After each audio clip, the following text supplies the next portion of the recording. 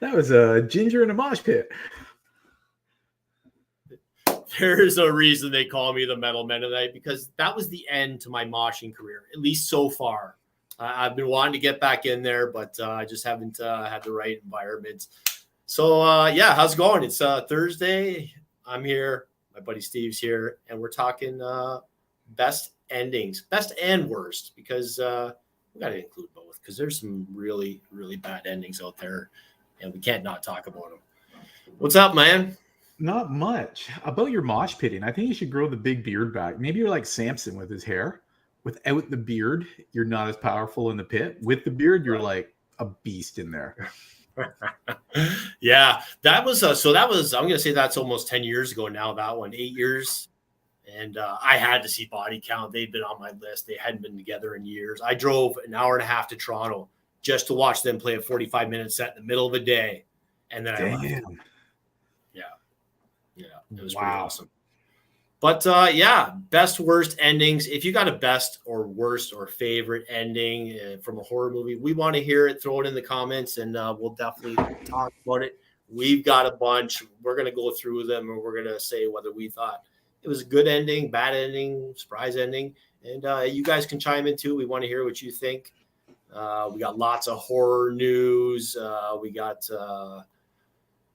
On This Day in Horror History is back. We got some birthdays to celebrate, so we'll talk about that. And then I got my Metal Minute, man. So let's get started. We're gonna go way back, way back. If you know, you know. Shout out to the Friendly Giant. 1958. One of the movies I saw very young. I love the old movies. You know, we were old. We're old. There was only a few channels. We had to watch old stuff because there wasn't new stuff. That's right. But I love this ending. Oh my God. Help me. Help me. That terrified me as a kid, eh? Right? Thank you. I'm not alone. Yeah, that really freaked me out when I was a little wee kid watching that. Wow. Yeah. Definitely freaked me out.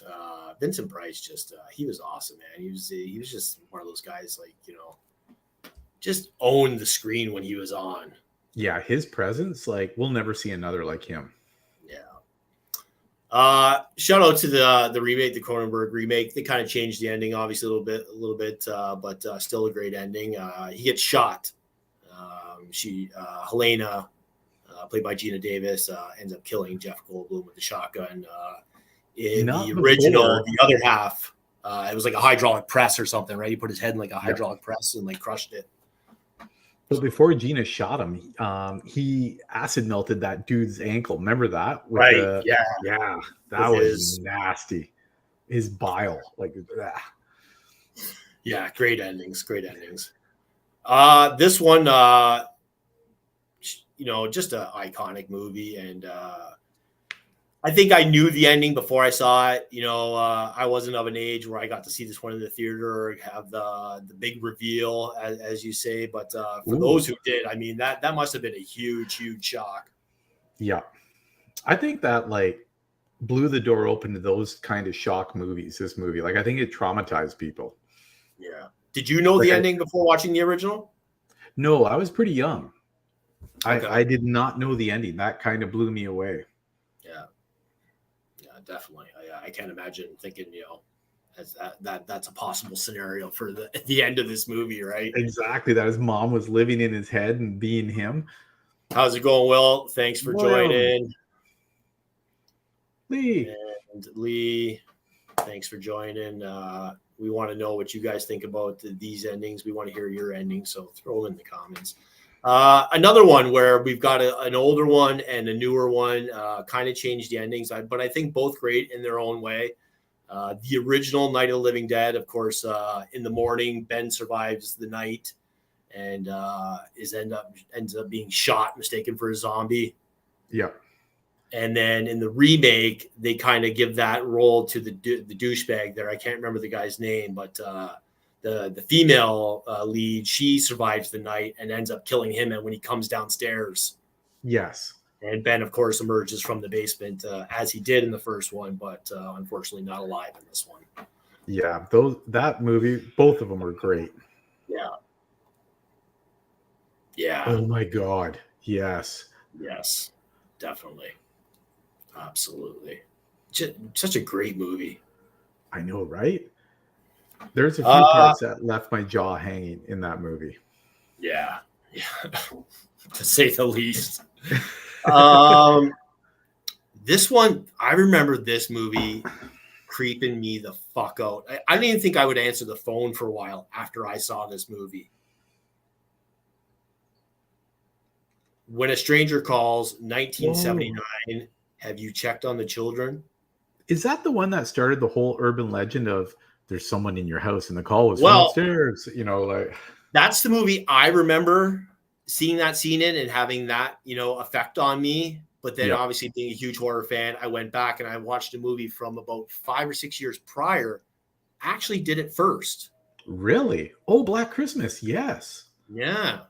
That's I love the if your skin isn't calling, it's on too tight. What a great advertisement for a movie. I know, right? Shot in Mississauga too. That house is still there. Right, yeah. On Lakeshore. Yep. Both creepy endings. Oh yeah. Again, this one is one that really got me. This was the start of the jump scares, because they weren't like used throughout movies like they were before. Older horror movies, there was tension. Mm-hmm. It was just constant tension. I found, there's, and newer ones have that too, but I find a lot of them, they're going for the jump scare for the sake of the jump scare. Yeah. And this one, however, the music they really used in the old ones with the tension, man. Yeah. This one fucking got me good. Oh my God. That hand. 1976 is Carrie. Holy fuck. Yeah. Jesus Christ. Yeah. That made me jump out of my skin. Yeah. Bravo. Because when it grabs her, that's when she screams. And then the mom's trying to refrain her, you know what I mean? Because she's lost her marbles. But that hand coming out of the ground, that was brutal. This one, I'm biased. It's one of my all-time favorite movies, if not my favorite horror movie of all time. And I've heard mixed reviews on the ending, but I liked it. I liked it. Yeah. Yes, it was a departure from the novel, but I thought Kubrick handled it really well. Yeah, it's a shame Stephen King didn't embrace the adaptation a little bit more, because that happens in films. You can't, unless you're going to make it, a mini series or a trilogy almost. You can't cram all that in all the time. So you have to adjust. Yeah. And with such a creative director as Kubrick, he should have figured something was going to happen like that. You know what I mean? Mm-hmm. This one is on Steve's list. We both have a top 3 worst and best. And this is the first one up. This is on Steve's best list. Shocker. Ooh. Oh, yeah. Who was it? Nice. Actually, yeah, you're right, Lee. The TV miniseries was awesome. It was way more accurate to the book. Yeah. Do you remember your first watch for The Thing? Yes. Yep. My aunt and uncle got me into it, and they had a beta of it, and I watched it that way, and it just blew my mind. Scared the hell out of me, but blew my mind. Where did your thoughts lie at the end of that movie there? Childs. I was always sure Childs, the thing was in him. Yeah. What's your thoughts? Do you think that was gasoline they were drinking? Because remember, they filled those JD bottles with gas, right? To torch the place. Yeah. And then McCready handed it to him. I don't know. Yeah, because you see McCready hand it to him. Childs takes a drink, and then McCready kind of chuckles and smiles. And so he knows, yeah, That's the thing. Yeah. Yeah, I think you're right. Yeah. Moving on to the next one. Barely made my. Actually, I had it on my list of best, but it got bumped unfortunately because it's just so many hard ones to pick from. Whoa. But this was a great one. That ending scared the crap out of me as a kid. Right. Another reason I don't like the water. Jaws and Jason. Right. You can't go swimming anywhere, man. The 80s killed the Grew up in water a for canal all city. of us. So many Friday the 13th movies. A few of these had to make it. Not all of them, because they're not all great. They're not all horrible. They're not all that shocking. But there are some that are very memorable and even controversial, I'd say. But this is definitely one of them. Oh, fake Jason. Yeah. New Beginning. That's right. Yeah, it was the ambulance driver, Roy, played by Dick Wieland. Yes. And of course, the Jason scenes were Tom Morga. This movie gets a lot of heat, because it does. It does. Yeah. I liked it. Yeah. I thought it was a new twist. It's New Beginning, so that's what, part 5, I think. Yes. They had to start to switch it up. Exactly. And I gotta say, it's better than Jason Goes to Hell. And then they went too far. Oh, Because what the fuck? You took an otherwise great Friday the 13th movie, and he gets like toxic waste or sewage, and but then turns into a little kid. Remember? Turns into a little boy, and then they just console him and just walk off into Times Square. Like, what the fuck? I know. Yeah, that was weird. The water is terrifying. Water is terrifying. Fuck water. If my feet can't touch that bottom in a lake or anywhere, ocean, yeah, I'm mortified at that point. Because I know something's going to come up and bite me. Fuck water and cancer. This one of the all-time. This is one. It's so hard to narrow it down to just 3, because this one, way too young, and it was much like the ending. My jaw was dropped. Oh my god! Partially because I wasn't sure what I was looking at. I was too young, far too young. I know, right? Everyone had to rewind that on the VCR and be like, did we just see what we were supposed to see there? Right? Yeah, one of the all-time shock endings for sure. That was crazy. Fuck you, Cry Game. Sleepaway Camp did it first. Exactly, and much scarier. Right. This one, I think this one kind of fell by the wayside for a lot of people. I don't think it did all that well. It was it was during that time in the 80s where they're just pumping out so much horror, straight to videos. This one went to theaters, but I thought it was great. Oh God, I haven't seen that movie in ages. Yeah, that was really good. For anyone who hasn't seen it, we're not going to spoil it, but I mean, it's called April Fool's Day, so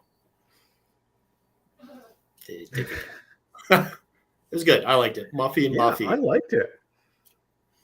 Yeah. That was really good. It was a really cool premise. And there were some good practical effects in that one as well for the time.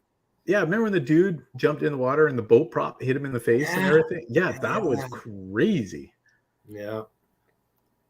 Get to another comment. You're talking April Fool's Day, yeah. It's a great, just a classic summer horror movie. I think Dr. Hook, remember the advertising? Dr. Hook had that song. They used their song, Mama Told Me Not to Come. Oh, no way. For the advertising. I remember that Mama told me not to come. Great too. We should have a spot where I sing more on this. You really should. I mean, it is a horror show. So. Deborah Foreman. That's April Fool's Day. Did she play Muffy and Buffy? Let us know. I didn't like this ending. I liked the movie. I didn't like the ending. Oh yeah. Oh man. Yeah. I couldn't get behind it. No. What was it, an 8-part miniseries? And the first 7 parts were great and scared the crap out of you. But that ending when he slingshot that chunk of silver or whatever into it, and yeah, not good. Yeah, Deborah Foreman as Muffy and Buffy. Muffy and Buffy. Such an 80s preppy name, eh? I know, right? This one is such an underrated movie. I don't think it gets the credit it deserves. John Carpenter at his best. Sam Neill. Oh my God, yes. In the Mouth of Madness. Do you read Son of Cain? I was just gonna say that. What a trip! Like it is. That ending, such a trip. And you know what? If they had another director, I don't think they would have been able to pull it off as good, because you could really get screwed up in that. You know what I mean? Maybe David Lynch. Yeah, you're right. Maybe David Lynch. Lynch could do it. Yeah. Or Cronenberg. Cronenberg could. Yeah. Yeah, I could see him. Yeah. But Lynch for sure. Jason Takes Manhattan. Yeah, that was on my worst. Sorry. Oh, man. That was one of the worst. Oh, you were trying to kill us the whole movie. Sorry. It's okay, little boy. Let's go. Exactly. Everyone feels bad for him then. I'm like, you just killed everyone. He's covered in shit. Yeah. Yeah, it's so weird. This next one made my best list. You can't not see this movie the same way you saw it the first time. Oh my God, yes. What's in the box? Wow. That whole movie is a masterpiece in my mind. Yeah. Love it. Yeah, that's you're actually a little ahead of us, but that's okay. That was on our list. I definitely didn't see that ending coming for sure. We'll talk a little bit more about that one in just in three more. But yeah, 7. Oh my God! Like if just imagine that was real. Oh, and then we wouldn't have Goop. I'm just saying. I'm kidding. I love you, Gwyneth. Come on the show. My next one, this one made my worst list. I remember going to see this in the theaters. The marketing was fucking unbelievable for this movie, and I was so fucking disappointed. Oh my God, yes. Yep. That's actually the end scene. Yeah, that is the end scene, yes. Where she's screaming, and then she gets clunked on the head and falls over. Movie ends. I don't know those ones. No, me neither. Lake and Found. I know. I'm trying. I don't always look to the side. So the comments come up on the side here, and I'm not always looking up to the side. Plus, I wear glasses now and I'm blind. Yeah, you weren't kidding. The marketing for that. Remember they built a website for the missing kids, like each kid, and people thought it was real for a bit. Like their marketing was brilliant for that. Yeah, but props to them, because that movie off of what was it here? $500,000 budget, which I mean quite a bit for a bunch of kids to muster up. But this movie made $248.6 million. Whoa, monster! That's crazy. And then we got Blair Witch 2. Oh boy. This one took me for a trip too, for sure. Oh yes, The Others. I know. I had no idea where that was going. Yeah, Nicole Kidman. The whole movie, they think their house is infested by ghosts or inhabited by ghosts. And spoilers in 3, 2, 1. They're the ghosts. They are ghosts. She ends up admitting that it was a murder-suicide, and when she had awoken, she wasn't sure that if it was a dream or if this was like the afterlife, or she'd been given like a second chance, or so. Yeah, because wasn't the husband killed in war? Because every time he came back, he was still in his GIs, like he was still in his uniform. Yeah. You mentioned Cusack there a little earlier. The first of our Cusack movies here, 1408. Yes. I don't really remember this one. I think I blocked it from memory. So, Steve, you want to talk about this one? Oh boy. You know what? Stephen King's like shorts or novels can go one way or another. Unfortunately, they usually go bad, especially of that time period. And Cusack seems to be hooked to most of them, like 1408, Cell. Like, wow, this just fell apart. Like, it was Moving just. on to Identity. Now, it was creative. I give it that. I didn't fucking see that coming. Yeah. I just didn't really care for the ending much. No. I didn't. Yeah. Poor John. He does not know how to pick a script. When he's good, though, he's good. Yes. When he's good, he's good. Yeah. Never. You will never silence me. Has 31 flavors. Not everybody likes chocolate. This one made both of Steve and I's best lists. I think it probably my number one ending, because just talk about fucking a whole, holy fuck. Like, I remember reading The Walking Dead for the first time. I was ahead of the TV show, and I remember turning that page and seeing Glenn's skull crushed in, and I had to put the book down. I was just like, wow, that just happened. I felt the same way with this. Oh my God. Wow. That was a gut punch. Yeah. Wow. If you had just gone with Melissa McBride and helped the lady out. Exactly. Instead you went with Dale and Andrea. Yeah. Yeah, a lot of the cast were in that, eh? Yeah, a lot for sure. Oh man, I know. And now that ending still hurts. I do not like that ending. And I like endings. I don't like that kind of ending, but I like being taken for that fucking. Yeah. Jesus, that just happened. Not a horror movie, but I hold this ending up there as one of the all-time great endings in cinematic history. And I'm not a huge fan of Westerns. Oh, Young Guns. When that trunk comes off the roof, and fucking rolls and stops there, and then love it. Love that. Not everybody lives. Sometimes not everybody lives. Sometimes dead is better. You know who liked that ending, though? Oh, yeah. This is one of these movies where I remember where I was when I watched it, because the ending was wow. And it's on my best list. Oh, my God, yeah. When John got up, like, holy shit. That was crazy, eh? Right.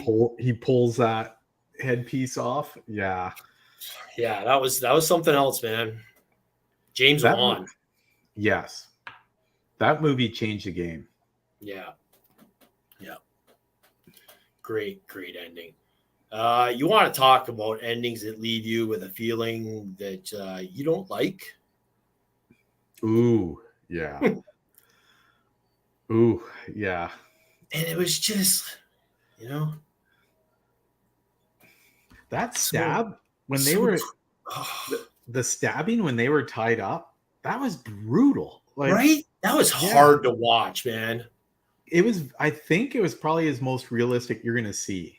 You give me blood and guts all day long. That was tough to watch. Yeah. Because I think it was very realistic. Yeah. And I think that's why it was so brutal. Yeah. Look forward to the trilogy coming out. I look forward to being depressed 3 more times.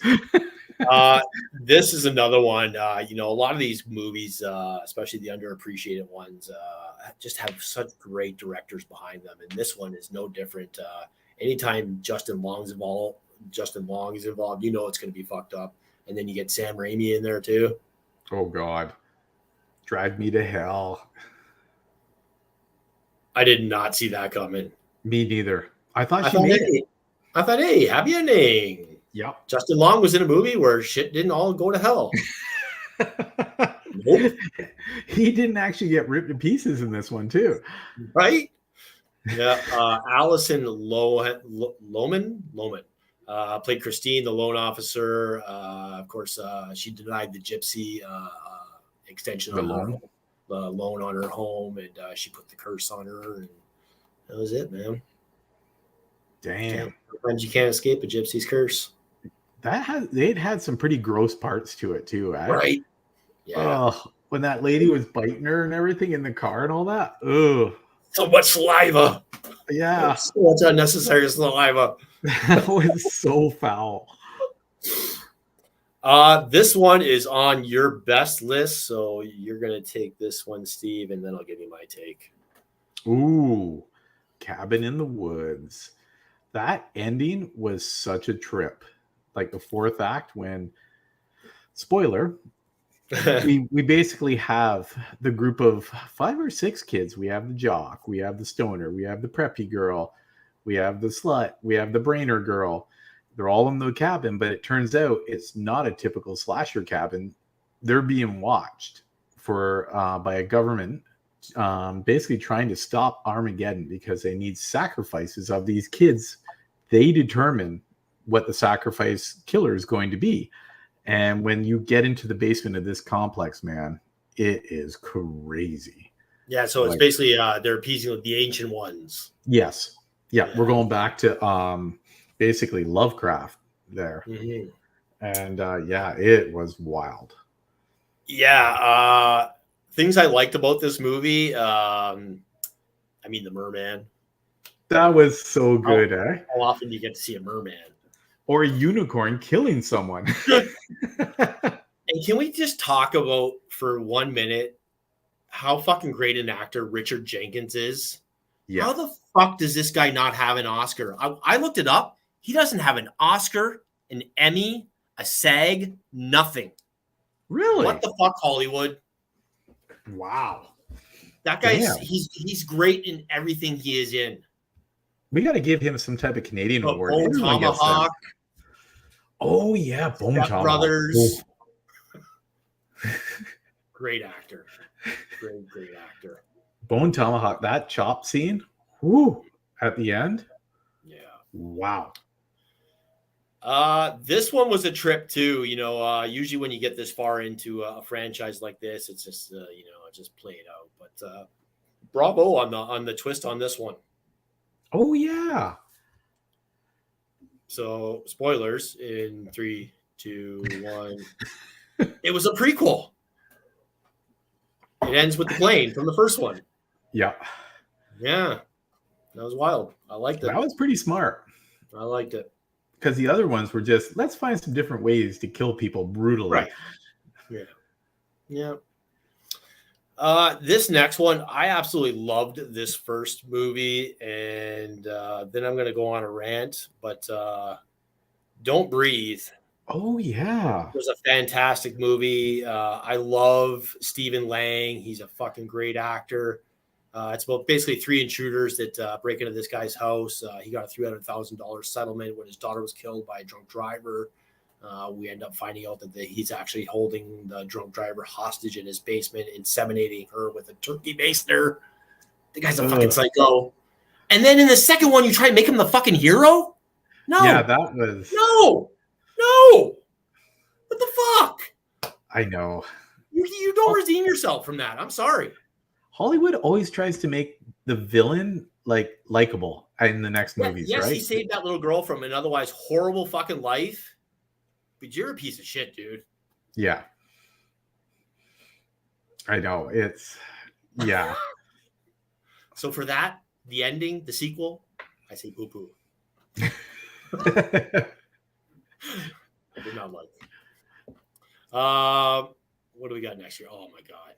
Fucking emotional roller coaster, this one. And the ending was just gut-wrenching. Oh my God, yes. I forgot about that. Oh my Lord. You know, we are taken through so many highs and lows through this movie, and we get to the end, and this, you know, we've been pulling for this father-daughter team the entire fucking movie, and then the father sacrifices himself. Like, oh, That was harsh, man. yeah. I know you feel that right in the heart, especially when you knew he got bit. It was like, oh no. Yeah, that was tough. I'm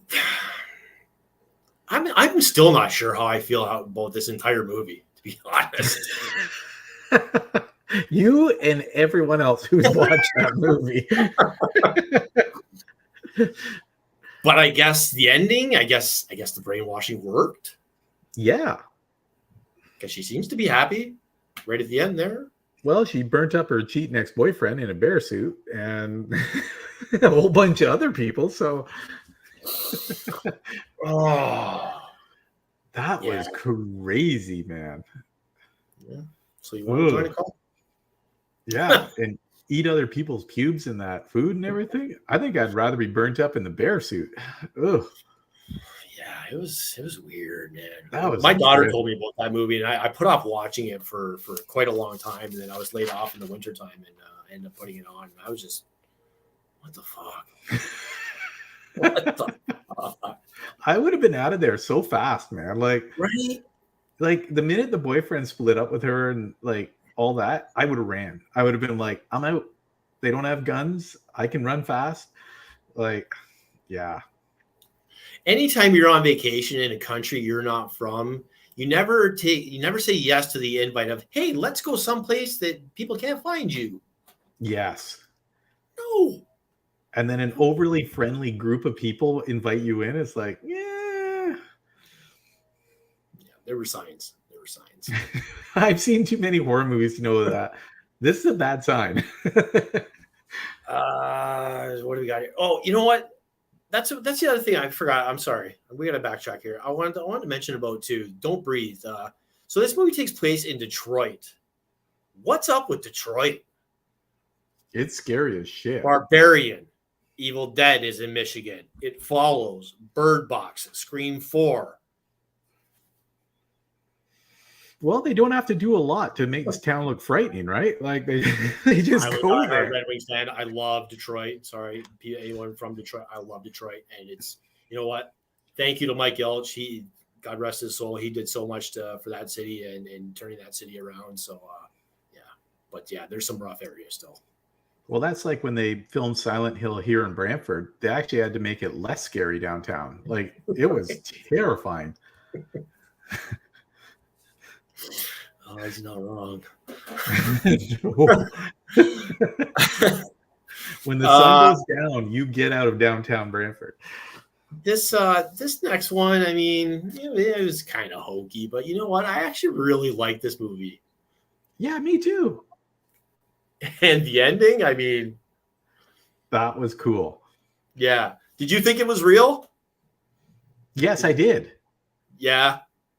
I did. I thought like, holy shit, this family's gone sideways, man. Like, yeah, it was, wow. That was crazy. That just goes to show you, never marry money.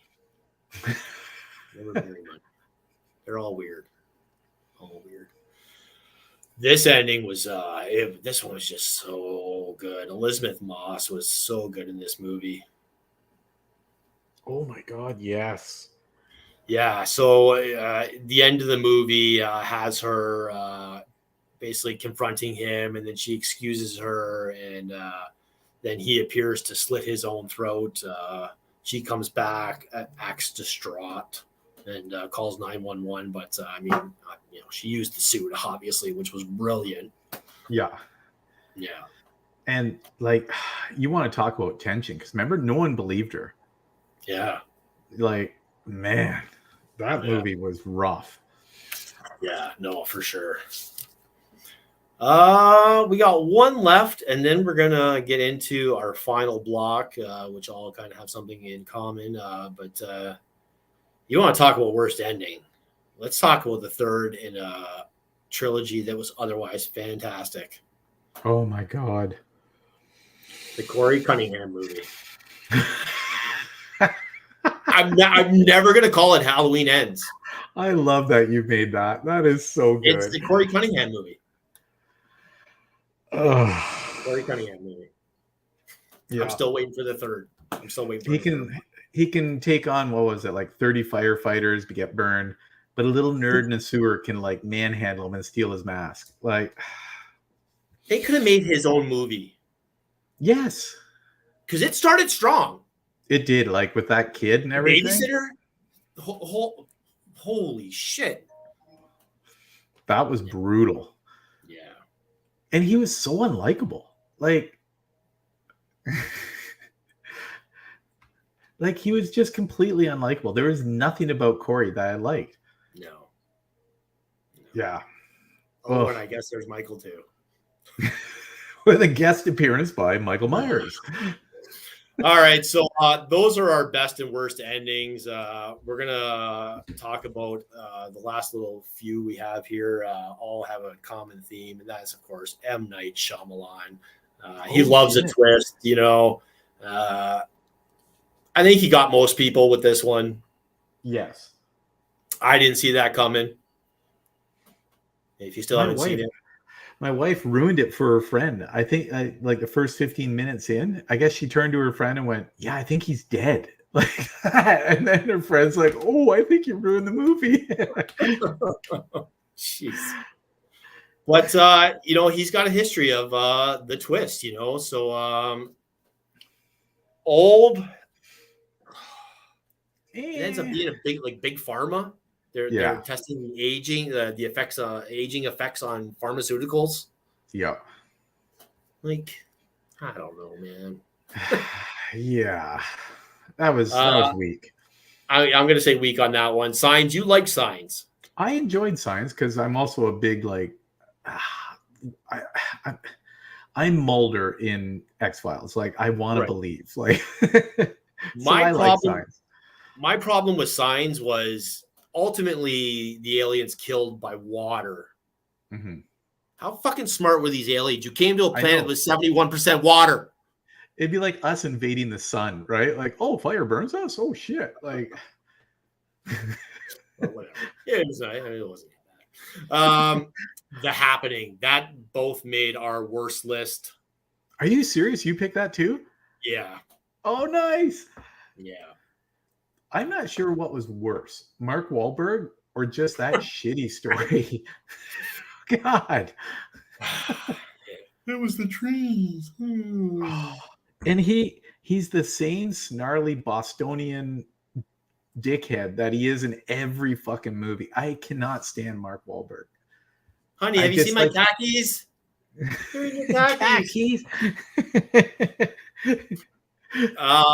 The last one, my son hated this movie, but I liked The Visit. I did too. I thought it was creepy as hell. Yeah. But that old lady's running around near the end there. Yes. Yeah. That, ooh. Yeah. Not cool. And The Village, I mean, you know, that was... It had promise. It had promise. I didn't hate the ending. I just didn't feel like it did enough to, you know, have a payoff for me. Are we going to mention Lady in the Water? No, we weren't. That one just whoop, gone. and the devil, it was the devil. Oh, big shocker. It was called The Fucking Devil. Yeah. If you didn't see it, it took place in an elevator. It's phone booth with the devil. Yeah. That's a good description. Yeah. Yeah. And Knock at the Cabin. Have you seen Knock at the Cabin? I finally have, and I really liked it. It was good, right? Yeah. I'm going to give people 5 seconds on this one. There's a spoiler in. There was no twist. No. They were telling the truth. I liked it. They were telling the truth of what was going to happen. You got me. 9 fucking movies with a twist, and you finally got me with the no twist. Batista acted his ass off in that too. Yeah, he was pretty good. He was pretty good for sure. Yeah, that was a good movie. yeah, man, that's our best and worst list. If we miss something, if you got a favorite that we haven't mentioned or one that you really hate, throw it in the comments because we're not done yet. We got about 15 minutes or so. We're going to get through the news here. But first, a word from our sponsor. Do they have you on camera? Do they have eyewitnesses? Do they have a signed confession? None of that matters. You need to call Lobster Shark Attorney at Claw. They have people waiting to help you out and get you out of a jam. Lobster Shark Attorney at Claw. That's right. That's Lobster Shark Attorney at Claw. You know who uses Lobster Shark? That's right. That's right. Celebrity endorsed. It's time for the news. Lots as there is every week in the horror world. So we're going to talk about it. We got to look at the Saw poster, which comes out in a couple weeks. Yes. September 29th. They're actually re-releasing the first two back into theaters because if you don't know already that this one takes place during the events of the first two. So I am so pumped for this.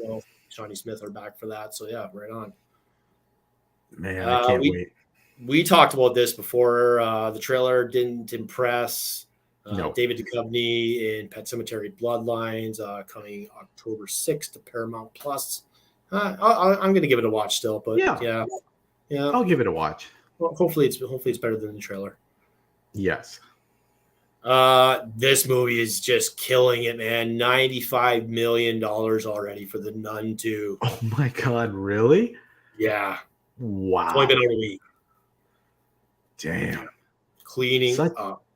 Valak is such a creepy character. Oh. Yeah, I gotta watch these. You've sold me on these. Plus, she's creepy as fuck. So, have you seen The Conjuring where she's in it, and then that's what kind of leads to the whole nun thing? No, I only saw the first Conjuring. Oh my God, you got to watch that one where she's in it. Oh man. Yeah, I think I'm gonna have to watch these. Yeah. Yeah, give it a whirl. Scary in a different way. Amber Heard has a new movie coming out, In the Fire. It's about a doctor who goes to treat a young boy with unusual abilities. This comes out Friday, October 13th on digital. And I was in Spirit Halloween the other day, and I saw this thing, and man, I wish I had $475 to drop on a girlfriend that would pay me if I did.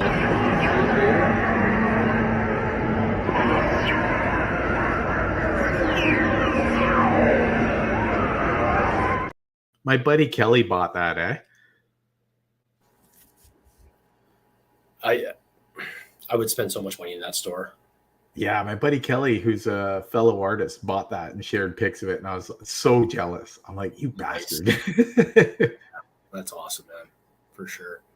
We got our first look at Pooh, Blood and Honey 2. Still love that name. Right? I'm never going to call it by the other name. It's Pooh, Blood and Honey 2. Pooh 2. Pooh 2. Pooh 2. Pooh 2. We got a release steelbook version of Terrifier 2 coming out October 11th. So that's $150 out of my wallet.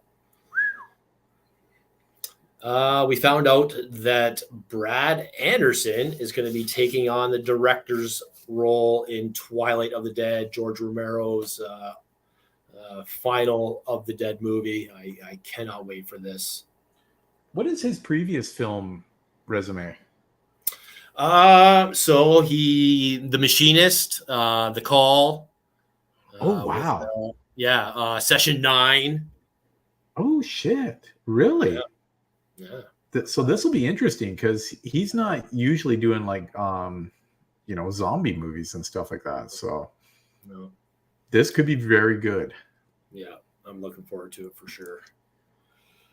And that's it for the news. But on this day in horror history, a little baby named Sam Neill was born, and 76 years later, he's been in so many great movies, but this one is one of my favorites. Me too. Yeah. That and Event Horizon that he was in. Oh my god. Oh yeah, that's right. I forgot he was in that. Yeah. That movie doesn't get enough credit, eh? I love that movie. And also celebrating a birthday of the Big 5-0, Rick Grimes. Holy Andrew shit. Lincoln from The Walking Dead. Really? He's 50? 50, yeah. I thought he would have been older.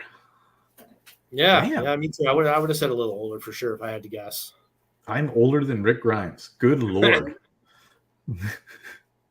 Damian Thorne. Are we just spitting out names? Roger Smith. I know there's a delay. I'm sorry. I'm sorry. Maybe it's his birthday. We're talking about birthdays. Yeah, that's so that's the On This Day in Horror History. And last but not least, time for the Metal Minute. And of course, I've been hitting shows hard this year. I recently went to the Freaks on Parade 2, where I got to see Ministry, Alice Cooper, and Rob Zombie. Huge fans of all three of those bands. I've met Uncle Al. I've met Rob before. But yeah, this was a great show. Ministry, I was worried about how good they were going to sound outdoors. And they sounded great. Really? Yeah. Budweiser is, like, for an outdoor stadium, really good sound. Mm-hmm. No, they put on a great set for sure. Of course, Coop brought the show. Oh, he played it. Okay, Sam Neill. Oh, okay. Thanks. There's the connection. Nita Strauss back on guitar for Alice. Get out of here. Yeah. That's awesome. Yeah, that was pretty cool. And of course, Rob Zombie putting on the great show that he always does. With Riggs now, too. How was that? And Riggs, former guitar player, yeah. Back in the fold now that John 5 is gone and playing with Motley Crue. Yeah. We still love John 5 and the Creatures. Yeah, John's awesome. Yes. Yeah, what was he thinking? I know, right? Like, Damn. His buddies and got a better band than Motley Crue. So that's our Metal Minute. Join us. We're not sure if we're going to be doing a show next week, but we're going to try and come at you with a quick show. We're going to do our 31 must-watch Halloween movies for October to get you ready for the month of October. I'll be at Hamilton Comic-Con that weekend. Sorry, what was that, Steve? Oh, I was going to say there will be no Italian horror movies in that 31 must-watch over. There will not. No. Okay, great. But yeah, and then the show after that, we've got Courtney Gaines coming in and sitting down having a chat with us, of course, from Children of the Corn, Colors, The Burbs, and so many great things. He's going to be coming on, talking about his career. He's got a new album coming out that we're going to talk about. So join us on the October 12th for that. And that's it, man. I wish this is a show about endings. I wish we had a better ending for you, but remember, everyone. Shop smart, shop as smart. And for Steve McGinnis, oh, Jesus. Oh, my God. This is a great ending. I've been the Metal Man at night.